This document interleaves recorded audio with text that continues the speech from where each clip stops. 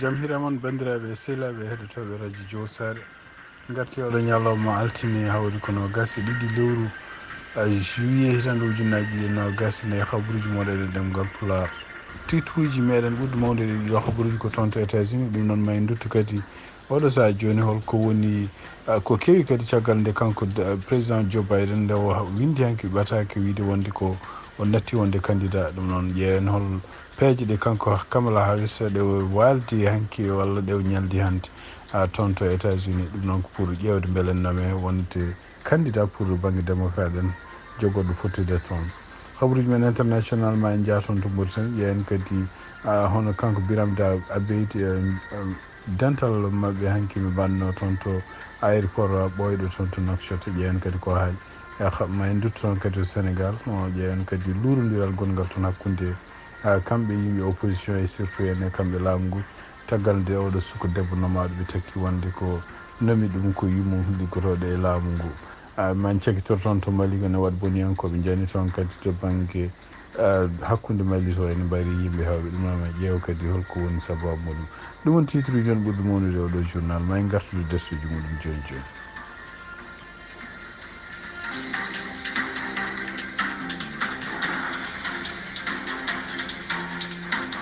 bandiraɓe sehilaɓe heɗotoɓe radio Diosare no mbiɗen ko e gardidi meɗen toon to États-Unis ene wandi ko habaruji kanko Kamala Harris ɗum noon ko caggal nde kanko président Joe Biden o windi lettere hanki o wi ɗum e nder lettere o haali hen o wi wonde ko ene wayno ko oɗo saaha hankkadi o natti wonde candidat o yaltini hoore makko e wonɓe candidat ji pour démocrate en ɗum noon ko caggal nde pression mawɗo waɗano e makko ko wawi wonde fof ene wayno ko tugui nden ha oɗo ñalawma hannde ha jamma hannde ɗo gonɗen ɗo hono kanko Kamala Harris ene wayno koye dogdu tan woni dogdu noon guila e téléphone aji ha e ko ya garta ene wayno ñalawma hanki walla kikiɗe hanki ko tan wiyama waɗi jooɗimi ken wona heure uji sappo mo haalde e yimɓe ɗum noon ko yimɓe ɓe ganduɗa hen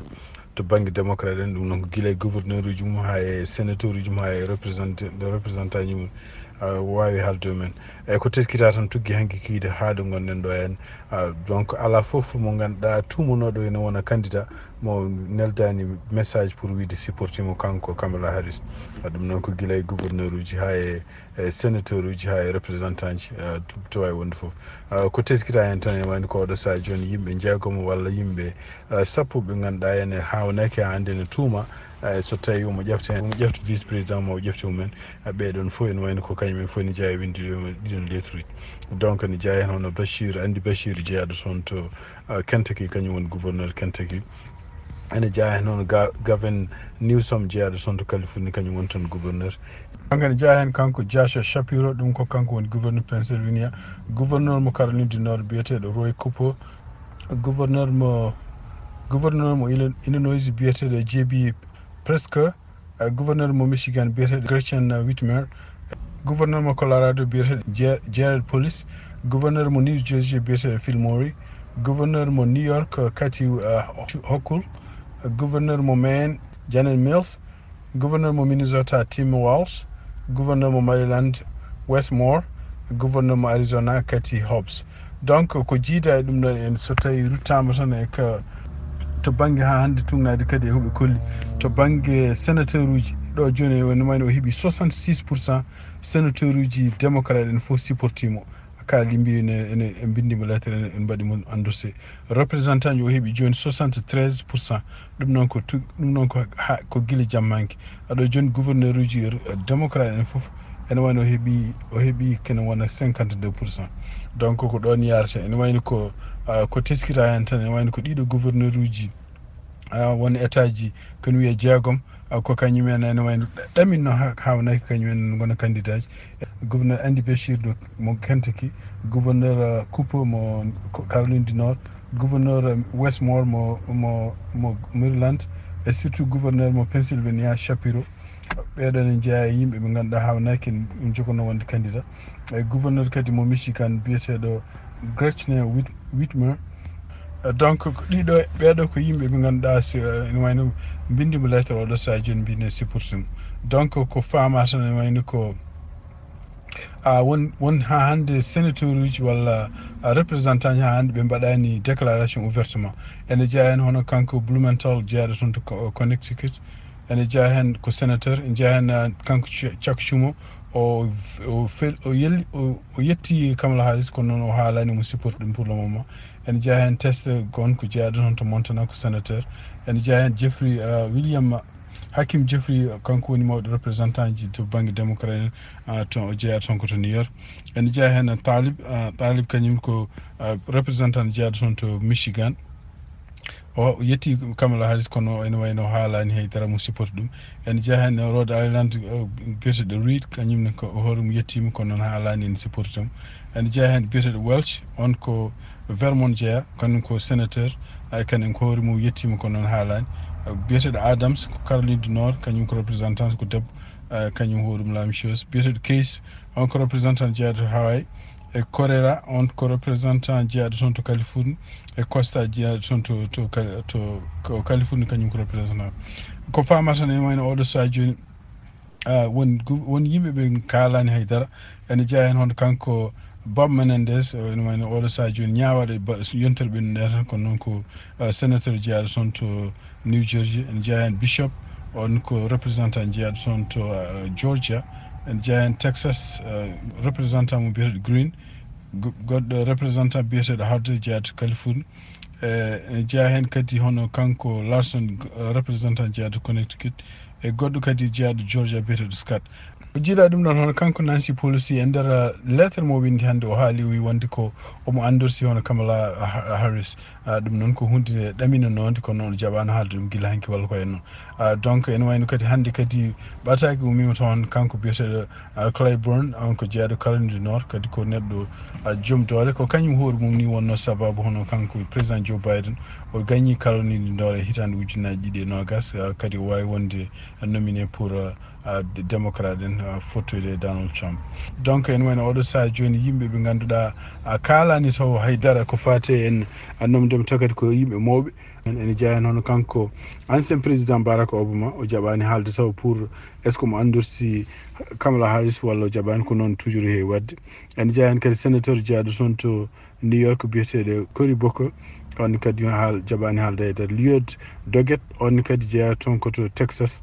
kañum hoore mum jaɓani haalde donc oɗo saha joni woni ko kanko Kamala Harris kala ɓe ganduɗa ko tumanoɗo ko kañum hoore mum ko candidat walla ne yinno wonde candidat pour ɗaɓɓude ardade leydi États-Unis ene wayno ko windimoɗo lettere windimoɗo saha joni ɓataki wi wonde kene supportimo pour yo won candidat mo nommeteɗo pour démocrate en donc en oɗo saha joni ene wayno ko tuggi tan hanki jamma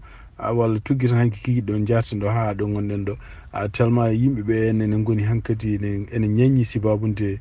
weltade wonde kanko président Joe Biden o acci e weltade kadi hono Kamala Harris andi ko won joguiɓe duta ande sibabude ko kamɓe républicain ji ɓe puɗɗima kadi wadde wirlade dengue mabɓe surtout takkudemo kanko Kamala Harris wi wonde ko hay nde won noma vice présidente nde ene wayno ɗum ko contrat hakkude président Joe Biden e yimɓe ɓaleɓe États-Unis o mbiyata wonde o nomira ko mbiyata diversité ɗum inclusivité ɗum noon mbiyata ko DEI ɗum noon ko wonde républicain ji fuɗɗiɓe haalde ɗum hannde kono ene wayno ko e nder kadi ko CNN yaltini pour yeddude ɗum ɗo fof kanko président Joe Biden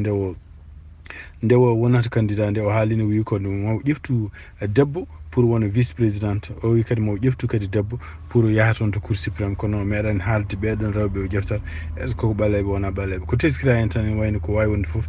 support yimɓe weltiɓe walla ko way noon baɗɗoɓe kalisaji men ene wayno ko tuggi hanki ñalawma walla kikiɗe hanki ha ɗo jamma hannde ha ɗo jarten ɗo ɗo joni hedde 6 heures ene wayno ko kanko Kamala Harris support makko rendini kene wona 1.9 million $. ɗum noon ko hunde nde ɓe meeɗani wadde ɗum kamɓe candidat ji démocrate en e duuɓi ɓennuɗi ko wawi wonde fof ene wayno oɗo saha joni ko super mawɗo ko jiiɗa ɗum ɗon ene wayno ko haqqillaji dokki oɗo saha joni hono hawnaki kanko Kamala Harris ma o ƴeftu hono biyeteɗo Andy Bashir pour wona vice président makko andaka taw noon par ce que o haalani ɗum tawa hay goto kadi haalani ɗum ko wawi wonde fof ene wayno ko on kam ene wayno ko neɗɗo ɓurɗo haalmum haalede oɗo saha joni sibabude kañum hoore mum e leydi Kentucky to woni to en ko leydi ndi ganduɗa ko républicain ji tan keɓatno ɗum kañum hoore mum en wona hay mandat makko ɗiɗaɓo o wawi hawde neɗɗo mo ganduɗa ko kanko Donald Trump suɓino ɗum kañum wonno toon kadi procureur général toon to Kentucky biyeteɗo David Cameron ene wayno hawi ɗum kadi o wawi toujours dartade républicain ji toon to Kentucky surtout ene tawde kanko ko neɗɗo mo ganduɗa cuɓiɗo wonde rewɓe yo ƴeftu yo jogo choix men surtout ko fati avortement rewɓe yo jogo choix men ko fati won safaruji mon hayso ko état Kentucky en laamiɓe toon ɓe kañumen koye minen jiiɗi kala ko fati ɗum ɗon hadde ɗum ɗon kene wayno ko ɗum ɗo ko haqqillaji gaddi ko kanko Andy Beshear ko jiita ɗum ɗon hono kanko Joe Biden e tugnade kadi habaruji gumri toon to Maison Blanche hayso nde woni ko to galle makko toon to Delaware ene wayno ko wiyama wonde ko docteur makko yimo hannde kono noon wi wonde ene wayno ko kala battande ko fate ene coronavirus ko wonna e makko ene wayno hankkadi ɓolɗe makko donc omo ɗamini ene ɗaminama o artu Washington ko yaaci surtout ene kadi e nder konguɗi kadi ɗi jaltuɗi toon o wi wonde ko haysinde o natti wonde candidat kanko maw duusodirde e Kamala Harris ɗo yeehi fof mawo yaade mum e mawo jeeye campagne kadi mawo waɗa hen doole makko no mbawi wade fof ko jiiɗa ɗum toon to Washington hono kanko gardiɗo laamu Israel hono biyeteɗo Benjamin Netanyahu ene wayno ko mawo yetto jamma hannde toon to Washington ɗum noon ko ummade toon Tel Aviv arde makko e Washington kadi kono ɗamina ko ñande alarba nde omo jogori yettade toon to suudu représentant ji ɗum noon to congrès huccide kadi e sarɗiyankoɓe États-Unis e haaldude mumen surtout en e wiide makko ko hesɗisinde jokkodiral gongal hakkude États-Unis e Israel no wirni hawnaki maw dañ yimɓe foɓɓanoɓe mum no fewi surtout banggue républicain kono ene wayno démocrate en ko ɓuuri hen hewde kene won temedde ɗiɗi neɗɗo mbi wonde koko boycotte gargol makko hawnaki won hen ma keddo ɗon hayso keddima ɗon kadi mo haalde no yiɗiri haalirde ni ɗum noon kadi tugnade habaruji gomiri toon kono e nder kanko entretien mo wadde journaliste uji nden nde o diwata toon Tel Aviv nde o wi wonde ko jillu makko to États-Unis ko d'abord ko hesɗitinde jokkodiral gongal hakkude États-Unis e Israel e kadi ene woni ko kanko hoore makko yetti président Joe Biden o wi wonde ko mo andodirma won joni duuɓi 40 o haali kadi o wi jokkodiral mabɓe ko jokkodiral toujours nafgal Israel e kadi mo wawa yindirde muɗum o fonno fottude ko président Joe Biden ko janggo talata kono noon ko sibabude Joe Biden kañum hoorema artani taw ene wayno wattama ɗum noon fende semaine mayirɗe yontere nde ɗo tugnade habaruji gumiri toon to Maison Blanche donc hande kanko Kamala Harris e nder lawol makko gadanlo o yihino toon hande toon to direction campagne mabɓe wonno campagne Biden Harris ɗum noon ko toon to Washington e nde wayre toon nde kadi ene wayno ko addimo toon d'abord ko deññude haqqillaji ɓeɗo liggotonoɓe e campagne he e surtout yen tawde président Joe Biden acci mais ko deññude haqqillaji men wiide wonde ko hande campagne ko continue liggueji ɗe mbaɗanno ɗi fof yoɓe continue kono noon e nder ko teskira tan waɗi discours makko gadan o wi wonde ko yimɓeɓe ne gandi pour mo siftini ɗumen haade makko kanko suɓede yo won vice président mo États-Unis o wonno d'abord ko procureur général toon to état Californie e kadi e liggey makko mo waɗanno toon ko nangude yimɓe ɓurɓe wonde bandiji o nangude wonde yimɓe surtout en ƴeɓotoɓe sukaɓe rewɓe o nangude kadi yimɓe ɓe ganduɗa en wujjoɓe gueɗe ɗe ganduɗa en ko fate impôt ji e gueɗe mbaɗ noon walla kañumen koyemen waɗoɓe gueɗe lundi gueɗe ɗe ganduɗa kañumen koyemen jaaɓino o wi ɗum noon e wayno ko kanko Kamala Harris ko bandi hono ɗiɗon bandiji e kadi hon bandiyagal Donald Trump ngal ɗum ko hunde nde wowi wadde liggey makko nde wonno toon to Californie nde donc yimɓeɓe goni fobbude ɗum woni donc ene wayno ko campagne fuɗɗima hakkude makko kanko Donald Trump noon e wayno ɗeɗo balɗe ɗiɗi tugui tan hanki ha hande ene wayno ko laagu woni wonto yiyani wonde kanko hoore makko fuɗɗima wullande yimɓe ɓe ganduɗa liggotoɓe makko ɓe pour wonde yoɓe ƴeewa gueɗe ɗe ganduɗa holno ɓe mbawi bonnirde nde kanko Kamala Harris e nder konguɗi ɗi o haalata tan kanko Donald Trump o wi wonde ko ene wayno ko hawde Kamala Harris ɓuuri webde e hawde président Joe Biden ɗiɗi guel o haali kadi o wi wonde ko won nanodiral bannogal hakkude makko kanko président Joe Biden pour eɓe mba e potta kadi ñande 27 septembre ɗum noon ko NBC fonno wadde walludeɓe haaɓe potta pour koɓe mbaɗa débat o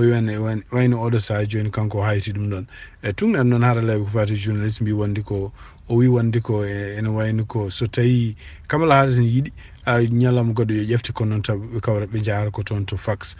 news siftin ɗon fax ko supporter makko mawɗo kono e woni Kamal Hadi jabaki taw par ce que o ƴata oɗo sa joni ko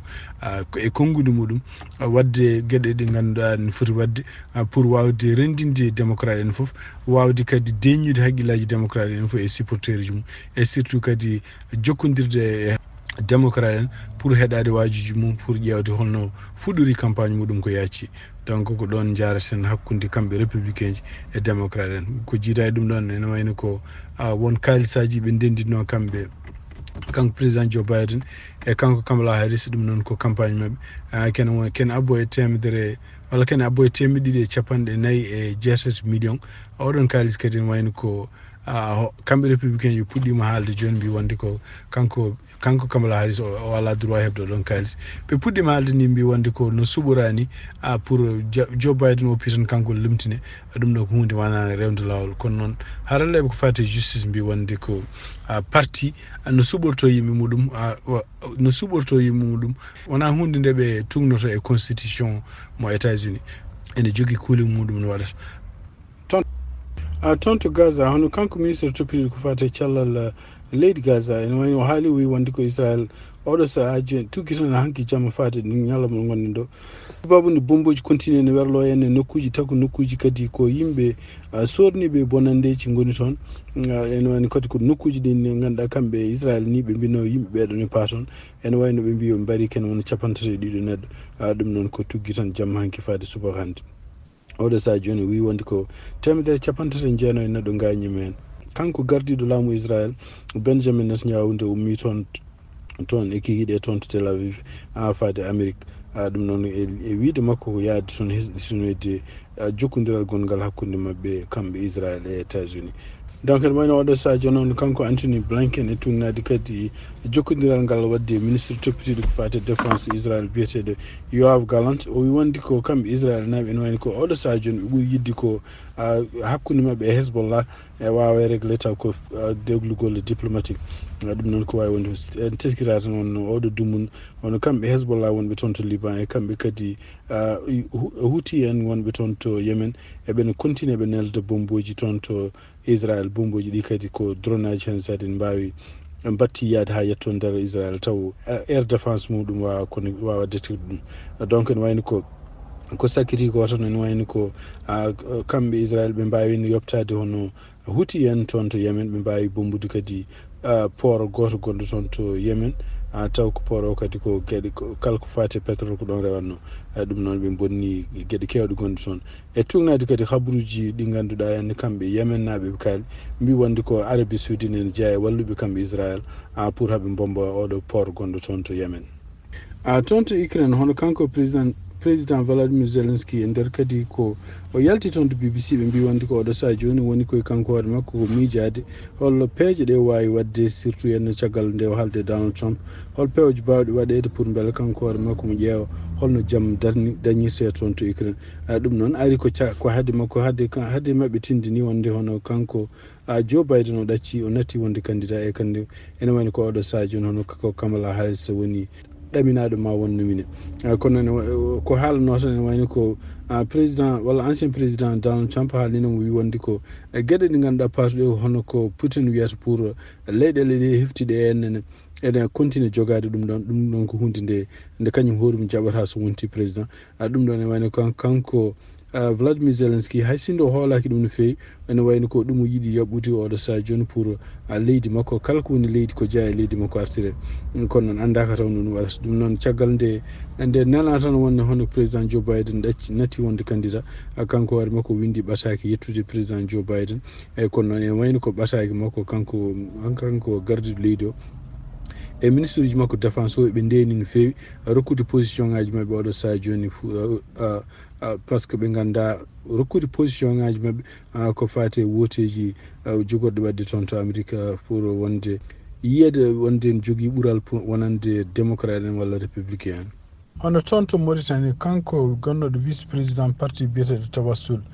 kanko biyeteɗo Mohamed Mbarek o wawi wiide wonde ene wayno ko yalti oɗo parti hande o démissionné poste makko ɗum noon o wi wonde ko e wasde mo weltade sibabunde direction oɗo parti won gueɗe ɗe ganduɗa en kuule parti o ene wayno ko ɓe ɗoftaki ɗum ɗon e nder kuule ɗe kadi noɓe kalir ni ɓe mbi wonde ko surtout en ko wasde mo weltade sibabunde ardiɓe oɗo parti mbawi kañum hen jabde wonde résultat ji woteji bannoɗi ñande nogas jeenayyi juin oy kadi ɗin woteji kadi taw kadi ko wawi kadi kañum hoorumum e ardiɓe parti ɓe mbawi kadi hoorumum heɓtinde wonde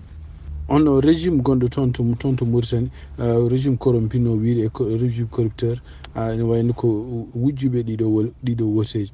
donc en mbi wonde ko sibabude ɓe keftini ɗiɗon woteji hay sinno woteji ɗino ko gujjaɗe ɓe mbi wonde ko alay saago ɓe jaɓa ɗum noon ko hunde nde weltaki hen kanko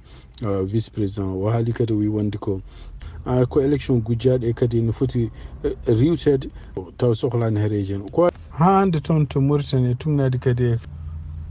kadi info plus ko haali hono kanko Biram Da Abeid ene wayno o wawi arde toon to dental manggal bandugal toon to aéroport ɓoyɗo gonɗo toon to Lixar e nder konnguɗi ɗi o ƴefti o haali hen o wi d' abord ko omo hesɗitina hande wonde ko résultat ji walla victoire mo ganduɗa Mohamed Cheikhul Ghazouani heeɓi o kanko hoore makko o heftinani ɗum ha hande ɗum noon ko woteji bannoɗe ñande nogas jeenayyi juin hitande ujunaji ɗiɗi nogas nayyi o haali hen kadi o wi wonde komo wiya wonde omo ñaagui laamu ngu yo ar ɓe joddo e taabal ɗe ganduɗa ene réglude probléme uji Mauritanie taw wona saha foof ko fitinaji ene mbaɗa e nder laabi ɗum o haali ɗum o wi kadi ene wayno ko laamu ngu no foti andude ko kañum hoorumum gagnaki e kadi ko ala ko jokkori haddemo wawde gonɗinde haqqe ɓiɓɓe leydi Mauritanie o wi wonde ene wayno ko kadi yimɓe Mauritanie naɓe o wi wonde yo gon sirganiɓe e kadi yo gon farɓe habde kala ko wiyete fraude o wi so yiiɗi internet continue coupede oy kono ɗum waɗata ɓe ruttade caggal wadde o haali hen kanko Biram Da Abeid o haali hen toɓɓe kewɗe toɓɓe ɗe omo namdi wonde ko yo sammina oɗo saha joni hono parlement gonɗo toon o laamu ngu kadi yo watta peeje foof beele woteji législatif ɗum noon ko guila député ji en ha mbawa waɗede ko yacci laamu ngu kadi yo wawde jabde wadde kaldigal national ɗum noon taw yimɓe fof ne jeeya hen laamu ngu kadi yo dartinu gueɗe ɗe ganduɗa en on pour hadde parti ji politique heftinede toon to Mauritanie e kadi wawde jabde